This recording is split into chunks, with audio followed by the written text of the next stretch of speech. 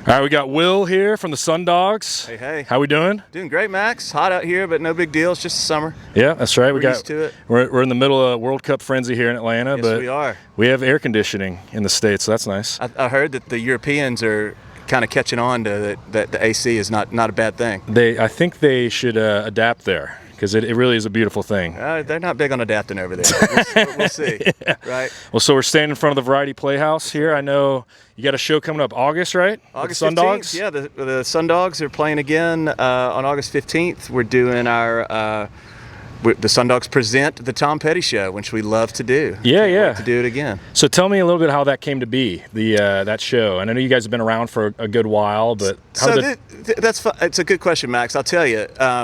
Years ago, I want to say it was like 2009 or something, and this was like when the yacht rock guys were starting to really explode, right? Yeah, yeah. And like they were doing the Dark Horse, and then they started doing all these weddings and all my friends' weddings, and I was like, and at first I didn't know who they were at all, right?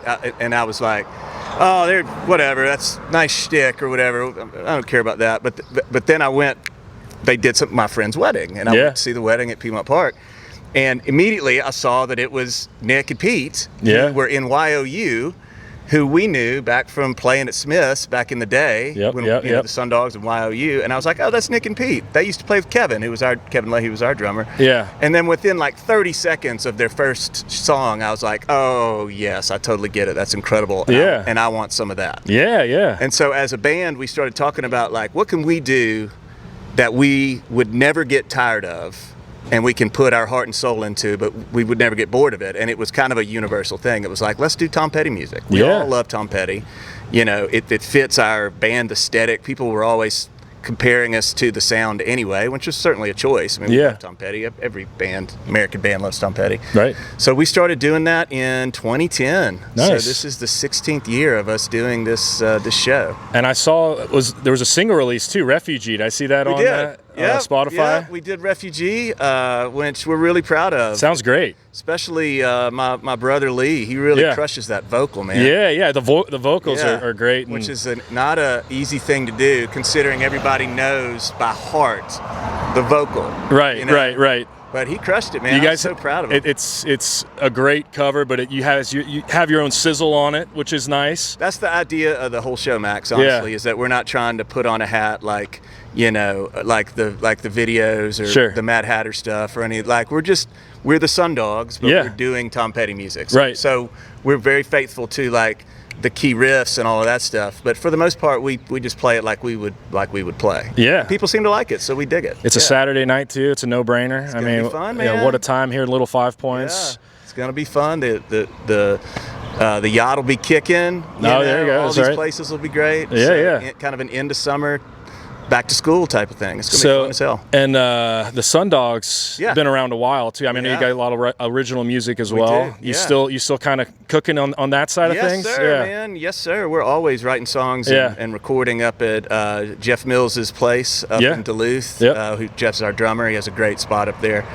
So we go up there and record fairly often, and of course, John Harris has been really active with his band as well, the John Harris Band, and always writing, and he's got some stuff out too. So between our various entities, we've sort of always got something going and trying to keep it released on Spotify. Nice. Yeah, we were talking about John. He got the call from Driving and Crime. We just saw him at Decatur Square play with Peter Buck. I mean, come on. That was really amazing. I mean, what's funny is that I think I told you this is like Peter Buck is John's guy. Yeah. You know what I mean? Like if I was to talk to Benji, well, actually, it's funny. We got to see Benji, also a former Sundog, play with Mike Campbell. Mike Campbell was his guy. So we got to see that. Benji Shanks, Blackberry Smoke. Yeah. Yep. So when Mike's band, the Dirty Knobs, opened up for them, so we got to see Mike do that. Wow. And then we got to see John do this, and I mean, Peter Buck is John's dude. Yeah. For him to come up and be like, hey, can you double the riff on the one I love with me? And John was like, I can do that for you, Peter Buck. But still, just a surreal moment. Anything else you need? Peter Buck, I got you. But it was a surreal moment for him. I remember looking back at you, and you seemed to just be in awe for him, and he was just, he was taking it all in. I mean, we had a good spot. I figured my job was to really chronicle this video for my friend John. So that's what I did. Will he be playing with y'all? So John's actually going to be on tour with Driving and Crying, which is cool. Yeah. What this does for us when these kind of things happen, I mean, we have such a great network of people that we play with. We're bringing in a dear friend of ours, Cameron Williams. Okay. Who for Tishomingo fame and just plays all over. He was just playing with JoJo over in something in Montana. Nice. But Cameron's going to come in and be part of it with us, and then our old friend Dave Yoke. Yeah. Who we've known for years as well. So nice. We kind of look at these things as opportunities to bring in more friends and to bring in special guests, and it's become a special guest show anyway. Nice. So we're not done with that at all. So there'll be some sit-ins, for you sure. think? Okay, yeah. Nice. You know, there's always a spot for somebody to do the Stevie song, which we love that. Yeah, so we're always on the. Feel free to hit us up if you want to take your shot at it, but. How do you go about making the set list? I mean, I feel like there's songs you kind of have to play or expected, but there's such a deep song book, so it's probably fun to kind of dig in and pick some favorites. There is. So there's like a little section. So you're 100% right. There's some songs you got to play American Girl. Right. You know, you got to play Free Falling, which is cool. It's great. And we've lately had Trina Mead come in, who plays in John's band a lot and is actually playing with the Indigo Girls. We've had Trina Mead come in and do Free Fallin', and we just love it. And if she's not with the Indigo Girls, she'll come and do that with us again. Yeah. So, but you got to do those songs. But yeah, I mean, I personally kind of make it a habit to go in and be like, you know, we have not done this yet. Yeah. You know, like we opened with The Higher Place at the thing in Decatur. Nice. You know, which is a deep cut off of Wildflowers, but we love it. It sounds like one of our songs, Get It Right, which is cool. So it's like a callback for us. Nice, man. But we're always looking for stuff. I mean, there was, right now we're really into Long After Dark. Okay. As a band, which is, you know, not a one of his huge album hits, but it's a great one. It's he's one of those artists. I mean, obviously the hits speak for themselves, but if you really dig into the song book, I mean, it's unbelievable. It is. It's so deep. He's so prolific, you know, later in his career, even when they were still releasing, there's so many great songs. I mean, until recently, I thought, you know, Mary Jane's Last Dance, you know, just kind of growing up, I didn't realize, I mean, that was a 90s song. Yeah, man. You know, it kind of blew my mind when I found that out 5 years ago. Well, apparently, I just from watching the same documentary as everybody else, apparently he wrote that one for the Full Moon Fever record, and it just got left off. Right. It was on the Greatest Hits or something? So they like, write a song for the Greatest Hits, so he wrote a Greatest Hits, which is one of the wrote one of his. He's like, okay, well, here's one of my new Greatest Hits for the Greatest Hits. Yeah. Did you get a chance to see him live? I did. I saw him on that last tour, as a matter of fact. Yeah. I mean, I saw him a few times. Was that here in Atlanta? Yeah, all here in Atlanta. Like I saw him at a Music Midtown. Okay. Which was okay. It was during that Lost Dogs sort of the period right after Echo. Speaking of which, another one of our favorite records. I think we know more songs off of Echo than almost any. A great record. You know, love that one, even though it's the divorce record. But I had never gotten to see one that I really wanted him to do, like what we're talking about. Sure. Like, you know, dig in, give me some of the chestnuts. Yeah. And so on that last tour, you know, he was really digging in to Wildflowers. Yeah. You know, so we got to see Crawling Back to You, which is one of my all-time favorite songs, and one that we like to sneak in. You know? Yeah. And so, and that obviously Wildflowers and obviously Time to Move On and all of those. I mean, it was almost like. Now at the time they were promoting a record that last Hypnotic Eye record. Yeah. They were still promoting that, but they had a little section just for Wildflowers. Sure. And it made it easily the best time I've ever seen him. And then, God love him, he died 3 months later. Yeah. Wow. I know. It was such a loss. I mean, when that happened, I was just. He should still be out here doing stuff, man. Absolutely. Well, it's great you're honoring the songbook. 100%. August 15th, right? August 15th. Yeah. So here at the Variety Playhouse in Atlanta, definitely get there. Any good shows you can remember from seeing here? I know you've. Well, I did the Morby thing for you. Yeah, that's right. Yeah, Kevin Morby. Check out that review. Unbelievable. Yeah. I mean, I come here all the time. Yeah. To be honest with you, I just love this place. Yeah. You know. Iconic room. Yeah. I mean, pretty much anytime I see anybody. I mean, like Dexter and the Moon Rocks are playing. We were just talking about playing next week. I mean, I like those guys. It's cool. Yeah. Right. So I mean.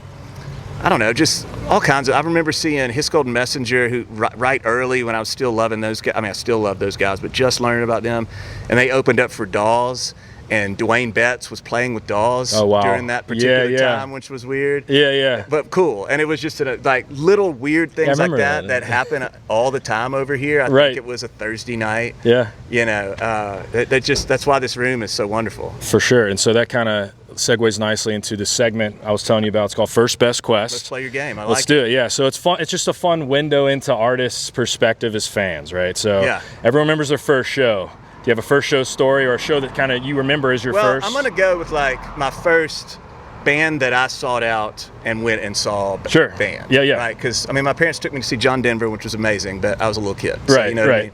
But that's still cool though. Grew up outside of Memphis, Lee and I did, and we used to devour the Memphis Flyer, right? And just like the Creative Loafing, right? Sure. Same kind of deal. Yeah. And they would have the who was playing and when, and I would go through it when I was 16, when I was able to drive, and was like, okay, I can go see a show now.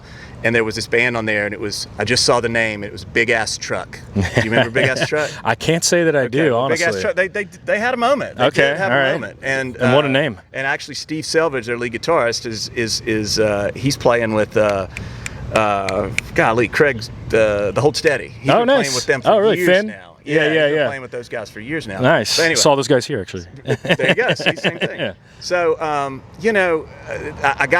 didn't know anything about him but the name. I was like, that's hilarious. I'm going to love that name. Yeah. So went to see them play and absolutely loved it. And they became what I like to say, my first favorite band. And they're still one of my first favorite bands. Right. I mean, they're just still a really cool band. And the fact that they're out there doing stuff to this day, at least some of their members are, I just think is wonderful. Yeah. And a lot of people, when artists answer this, it is that first show that's meaningful, and it's like you kind of get the rock and roll bug, and you're like, oh, this is cool. And that was at the Omni New Daisy, by the way. Okay. Which I don't think is still there, but it was nice. Do you have a favorite or one that stands out that really kind of moved you, or your best? I mean, it can be hard to pin down sometimes. This one's not that hard to pin down for me, because it was in 2003 here in Atlanta. I'd moved here, and my buddy Adam and I was a photographer. Adam Smith. Great friend of him. In Athens, so like, Adam and I were determined to see the Stones. They were playing at Turner Field. Okay.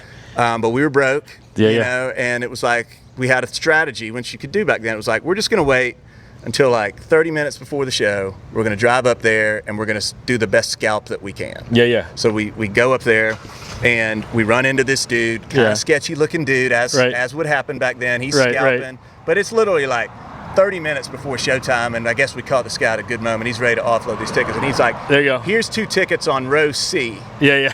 Oh, wow. And we were like, and it was $100 each. Whew. And it was like, sold. And then Adam and I are like, I mean, what's the worst that could happen? The worst that could happen, I don't think they'll just like escort us out. They'll put us somewhere. Yeah. It looks like a real ticket, whatever. For sure. So we walk in, we hand him to the usher, and he just keeps walking, and he just keeps walking. And we are literally on the third row of a Rolling Stones show in 2003. That's incredible. And the best part about that show was they actually didn't have an album out. Yeah. So I think this was around the time Chuck Leavell had kind of talked them into digging in. Catalog. Right. So the thing that they were promoting was Beggar's Banquet and Let It Bleed and Some Girls. Unbelievable. You know? So I was at that show. My dad took me. Oh my God, I was, in middle school. Yeah. I remember No Doubt opened, I believe. They sure did. Yeah. I still have the shirt from it. Yeah. For me, that was one of those eye-opening. It was incredible. Yeah, it really was. It was a wonderful, awesome, badass show. Yeah. And I feel like too, something like that, it your expectations were kind of low. Yeah. And you're like, we'll get in if we get in, and then next thing you know, you're third. So that probably added to the it was the epicness of the event. Undeniable, wonderfully great experience I'll never forget for the rest of my life. Yeah. Being in front of Mick and Keith. Oh, absolutely. Even though they kind of look, even back then, I was 23 years ago, they still look like Fraggles. Yeah. And we were like looking at it. You know? It's like, wow. And they're still doing it, whatever, 23 years later. That new single they put out sounds great. Yeah, man. Yeah. Good for them. It's an inspiration to musicians everywhere. You can keep doing it if you want. Quest. Do you have a quest or an artist you'd like to see that's still out there? Or? Well, I'm going to go with something realistic. Yeah. Well, at least I'd hope to be realistic. I have not been to the Sphere yet. Yep. Same. I haven't. And I've been I really want to see like one of my bands play the Sphere. And I feel like the War on Drugs would kill the Sphere. And I think that they have the fan base to do it too. Yeah. The music is right. And and if somebody's got to spend the money for all this shit that Fish did and all right. Yeah. As long as they can get that together, I'm gonna go with that. I'd like to see the War on Drugs. That's a good one. One of mine has been for the Sphere, Talking Heads at the Sphere. I could see potentially like a double bill there. You know, hey, I don't know. That would be amazing. Someone figure it out. Someone figure that one out. Yeah, I mean they're all still around. Yeah, they're all still. I don't know that they still like each other though. I know, and that's the thing. It's like it's just one of those things. Did you see David Byrne by chance when he came through? Man, I missed it. I was out of town, but that was when it was they were all standing up. And yeah. I saw the thing on HBO. It's a wild scene. I mean, it's like the cleanest stage you've ever seen. No amps. Yeah. And there's all these different color palettes for different sections of the set. No shoes. No shoes. Yeah. It's great. It's really. I mean, it's all David. It's very much David Byrne in the way of that course. he. What an artist. Yeah. That's a great answer. War on Drugs. Love them. Saw them play at Tabernacle a few years ago. Me too, man. Such a good show. Every time they come in town. Including when they played here as a Shaky Knees late night show, nice. which was incredible. Yeah. And literally every single time I've seen them, they've been better than the last, which is kind of hard to believe. Yeah. They're just an amazing band. So good. We'll see. Maybe one day they'll be at the Sphere. That one I think that one's in the cards. Let's get that rumor percolating on the internet. Well, Will, appreciate it. Thanks, man. August 15th here at Variety Playhouse, Sundogs. Get to it. We'll be here. Come see us. Yeah. Appreciate it, man. Tickets on sale now.